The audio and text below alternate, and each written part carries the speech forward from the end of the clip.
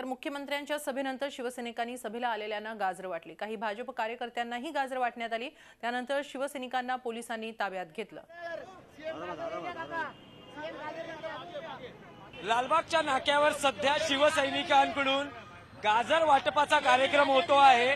या ठिकाणी काही अंतराच्यावरच मुख्यमंत्री देवेंद्र फडणवीस यांची काही वेळापूर्वीच सभा पार पडलेली आहे आणि शिवसैनिक रस्त्यावर आलेले आहेत आणि गाजर वाटपाचा कार्यक्रम होतोय। नेमक्या शिवसैनिकांच्या काय प्रतिक्रिया आहेत, नेमका हा कार्यक्रम का घेतला गेलाय ते आपण जाणून घेणार आहोत। तुम्ही सांगाल की लालबागच्या या नाक्यावर तुम्ही गाजर वाटप करता आहात, का करता? दरवेळेप्रमाणेच महाराष्ट्राचे मुख्यमंत्री देवेंद्र फडणवीस यांनी मुंबईप्रमाणे या लालबागमध्ये पण लालबाग परळकरांना गाजरच दिली आहेत, म्हणून हा कार्यक्रम केला। आणि सांगण्याची गोष्ट ही, लालबाग परळकर येत्या निवडणुकीमध्ये 21 तारखेच्या शिवसेनेला विजयी करून भारतीय जनता पक्षाला गाजर दाखवल्याशिवाय स्वस्थ बसणार नाही, आमचा विश्वास आहे। लालबागच्या नाक्यावर शिवसैनिकांकडून गाजर वाटपाचा कार्यक्रम सुरू असताना शिवसैनिकांना पोलिसांनी ताब्यात घेतलेला आहे। कायदा सुव्यवस्थेची परिस्थिती निर्माण होऊ नये यासाठी ही खबरदारीची उपाययोजना आहे। मुख्यमंत्र्यांच्या सभेच्या ठिकाणी काही वेळापूर्वीच मुख्यमंत्र्यांचं इथे भाषण पार पडलेलं आहे। आपण बघू शकाल की ही उपाययोजना आहे पोलिसांची।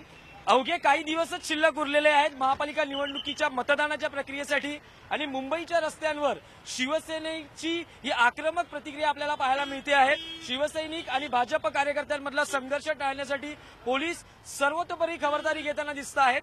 आता सध्या इथे गाजर वाटपाचा कार्यक्रम पार पडल्यानंतर पोलिसांनी शिवसैनिकांना ताब्यात घेतलेला आहे। व्हिडिओ जर्नलिस्ट दिलीप चव्हाणसह Dinesh Dukhande, Zee media, Mumbai. Zee 24 तास रहा एक पाऊल पुढे।